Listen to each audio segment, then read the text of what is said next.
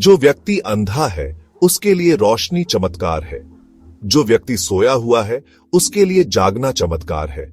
लेकिन जो जाग गया, जो देखता है, उसके लिए कोई चमत्कार नहीं है। चमत्कार कुछ भी नहीं, केवल हमारी सीमित समझ का परिणाम है। जो तुम नहीं समझ सकते उसे तुम चमत्कार कह देते हो। मैं चमत्कारों को नहीं मानता, क्योंकि अस्तित्व में सब कुछ नियमबद्ध है। यह ब्रह्मांड गहरे विज्ञान पर आधारित है।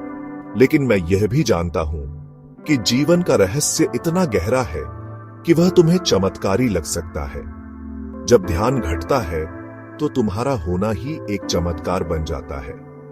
जब तुम अपने भीतर उतरते हो, जब मौन आता है, जब तुम साक्षी भाव में ठहरते हो, वह अनुभव कोई तर्क से परे होता है। लोग सोचते हैं कोई हवा में उड़ रहा है, कोई पानी पर चल रहा है, तो वह चमत्कार है। लेकिन असली चमत्कार यह है कि तुम अभी तक जिंदा हो और तुमने अब तक खुद को जानने की कोशिश नहीं की। हर धर्म ने चमत्कारों की कहानियां गढ़ी, क्योंकि इससे लोगों को पकड़ना आसान होता है। लेकिन मैंने कहा, सत्य चमत्कार से परे है।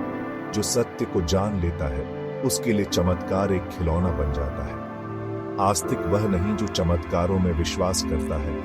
आस्तिक वह है जो इस पल में, इस सांस में, इस मौन में सत्य को अनुभव करता है। ध्यान तुम्हें उस स्थिति में ले जाता है जहां तुम देख सको कोई चमत्कार नहीं हुआ, सब कुछ स्वाभाविक है। लेकिन तुम पहले अज्ञानी थे, इसलिए चमत्कार लग रहा था। जिस दिन तुम्हें स्वयं की अनुभूति हो जाए, उस दिन तुम हंसोगे, क्योंकि तुम्हें समझ में आ जाएगा कि जीवन में कभी कुछ रहस्यमय था ही नहीं। सब स्पष्ट था, लेकिन तुम सो रहे थे।